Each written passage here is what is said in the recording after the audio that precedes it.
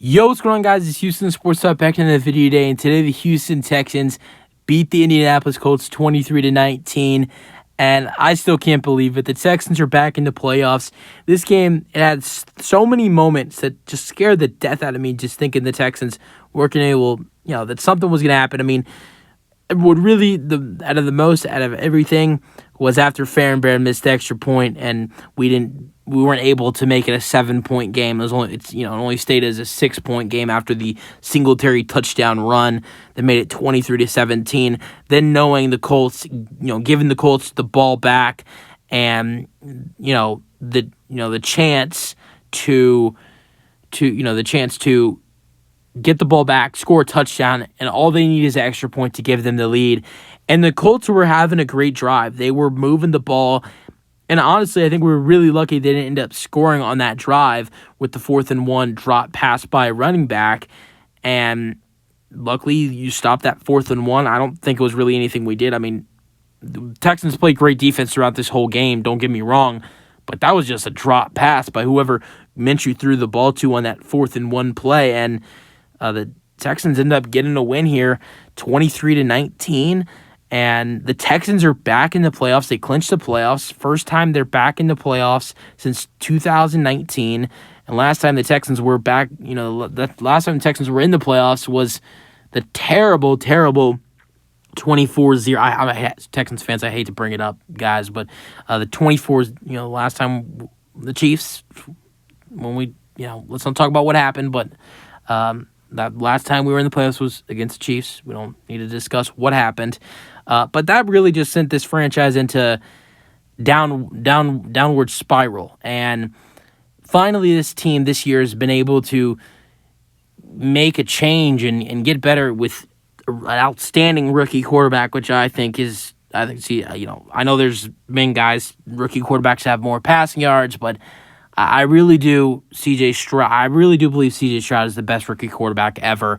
And now he's taking his team to the playoffs. And as disappointed I would have been if the Texans didn't win this game, even if the Texans lost this game, this season is still an accomplishment. This season with a loss would have not been considered a disappointment, because this is a Texans team who, if they lost, would have been 9-8. They finished the season 10-7.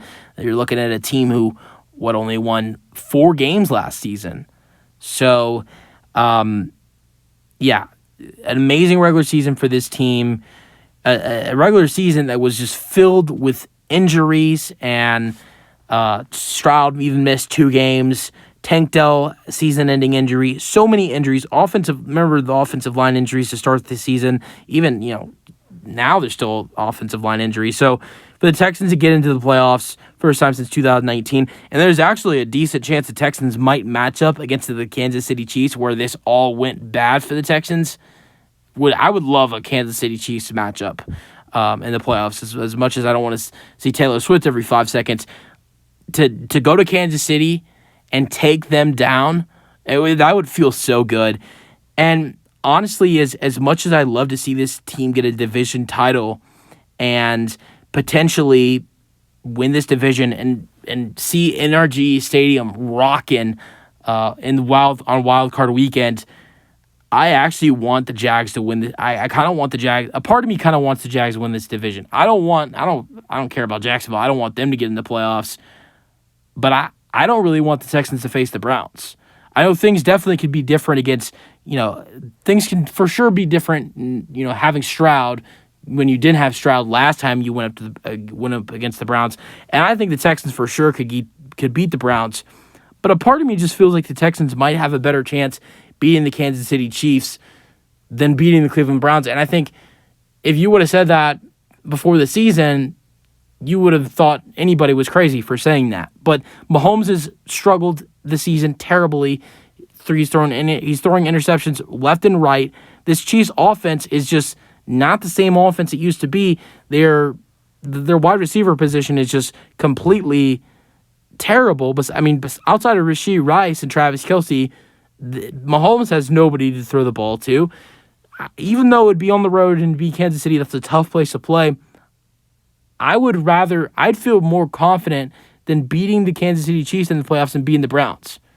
But I think maybe things definitely could be changing, compared to, being at home against Cleveland than comparing to being on the road against Kansas City.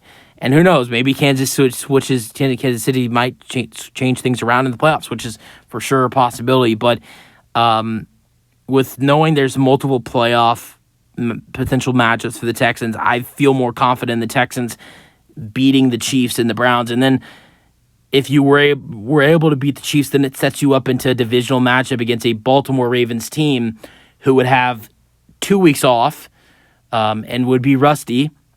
Lamar Jackson didn't play today, so he'd be out Week 18 and Wild Card Weekend. So he'd miss 2 weeks, and most of their best players have missed today's matchup against the Steelers, and then another week off. So I don't know. I mean, I think a good path for the Texans to even make it to the AFC Championship game is the Kansas City Chiefs and the Baltimore Ravens. I'm not saying we'd beat the Ravens, but I think we can beat the Chiefs.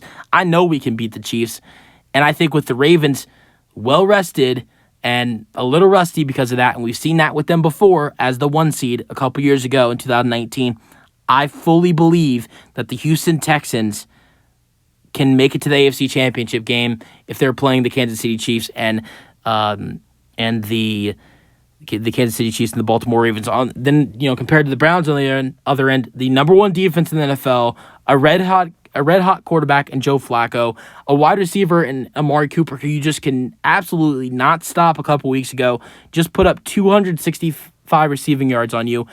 I like our chances better against the Kansas City Chiefs than against the Cleveland Browns, even though you're looking at one matchup at home and the other on the road. All right, let's get into this game, though. The Texans win 23-19 in this one. Scoring summary. So first quarter, Matt Gay with a 30-yard field goal. It's 3-0. First play of the game for the Houston Texans, C.J. Stroud with a 75-yard touchdown pass to Nico Collins, and it's 7-3. Then in the second quarter, it took a while for some points to be scored in the second quarter, but it started to happen at the end. C.J. Stroud throws a 1-yard touchdown pass to Andrew Beck, fullback, with 1:57 remaining, and it's 14-3. Then Matt Gay with a 52-yard field goal with 35 seconds remaining, and it's 14-6. Third quarter, Jonathan Taylor with a huge 49-yard touchdown run, and down 2, they go for the 2-point conversion. The pass to Mo Alley Cox is good. Amazing play call on that 2-point conversion, and it's 14-14. Then near the end of the third quarter, 3 minutes and 39 seconds remaining, Kaimi Fairbairn nails a 51-yard field goal, and it's 17-14. Now entering the fourth, the Colts tie it up again with a Matt Gay 35-yard field goal. It's 17-17. Then, with 6 minutes remaining, Devin Singletary with a 3-yard touchdown run. Kaimi Fairbairn's extra point is no good, and it's 23-17. Now, the Texans get the ball back after that 4th and 1 fail, and they run the clock out to 8 seconds remaining.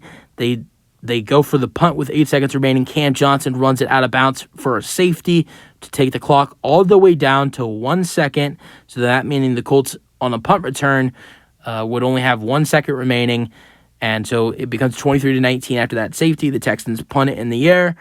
The Colts try a couple laterals, and the Texans end up getting them down. The game's over. Texans are back in the playoffs. Now their matchup and their seeding will be determined to not only the Jacksonville Jaguars and the Tennessee Titans, but also the Buffalo Bills and the Miami Dolphins. If the Jaguars beat the Titans and the Bills lose to the Dolphins, the Houston Texans are the 6th seed. Now, if the Jags beat the Titans and the Bills beat the Dolphins, we are the 7th seed. And if the Jags lose to the Titans, we are the 4th seed, winning the AFC South. So yeah, that's what the Texans can either be the 4, the 6, or the 7th seed. We'll see what happens. Definitely think there is a chance for Tennessee to beat Jacksonville. Not great, but we'll see.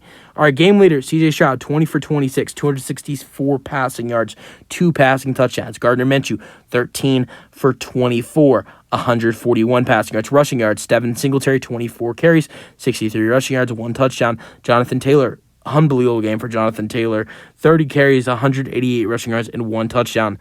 I didn't think it could get much better for Nico Collins after his performance against the Denver Broncos, where he had like 160 receiving yards and like 2 touchdowns, I think it was.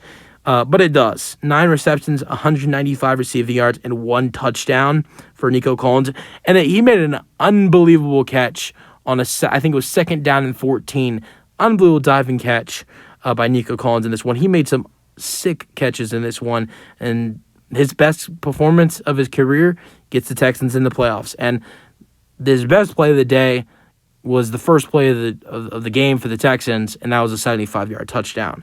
Josh Downs, rookie, led the Colts in receiving yards with 3 receptions for 48 receiving yards. All right, let's go over some other stats, some additional stats. Zach Moss in his return for the Colts after missing the last couple weeks, 6 carries for 30 rushing yards. Even C.J. Stroud got some rushing yards in this one, 3 carries for 20 rushing yards for C.J. Obviously, Cam Johnson, the punter, minus 23 rushing yards off of that safety. Gardner Minshew also ran for 9 yards. Michael Pittman Jr., a little bit of a struggle for him today. It was only targeted 6 times. Colts were running the ball. They were running the ball in this game, so were not a lot of throws to Pittman, and he caught most of the balls that were thrown to him. 5 receptions, 44 receiving yards, and then Kyle Granson with 1 reception for 23 receiving yards, and Mo Alley Cox with 2 receptions for 18 receiving yards. Getting into the Texans, outside of Nico Collins and Dalton Schultz, there was not much activity for the Texans receiving. Dalton Schultz, on one drive, was able to get active for 4 receptions and get going. He had 5 receptions for 42 receiving yards. And that was the drive Schultz had 4 receptions, was the drive where Singletary had the rushing touchdown. So Nico Collins and Dalton Schultz combined for 237 receiving yards. Here's the rest. Andrew Beck, 2 receptions, 9 receiving yards, 1 touchdown. Xavier Hutchinson, 1 reception, 6 yards. Eric Saubert, 1 reception, 5 yards. He's our backup tight end. 1 reception and 5 yards for John Mechie, and 1 reception for 2 yards for Devin Singletary. Then for fumbles in this game, Michael Pittman Jr. did lose a fumble in this one. It was recovered by rookie Henry To'o, but that was at the end when the Texans. That was at the end after all the laterals. That's where that fumble recovery happened. For the getting into some defensive stats for the Texans. Tackles, they were led by Blake Cashman with 13 tackles in this one. Christian Harris was also in double figures with 12 tackles and 1 sack, the only sack of the day for the Texans. Texans had 5 tackles for loss. Harris had himself 1. Petrie had 1. Derek Barnett had 1. Malik Collins also had 1, and so did Khalil Davis. And for the Colts tackles, they were led by E.J. Speed with 13 tackles. They had 2 sacks. DeForest Buckner and Ronnie Harrison Jr. Great win for the Texans. The Texans are back in the playoffs. They win 23-19. Let me know your thoughts on the game in the comment section, and peace out. Go Texans.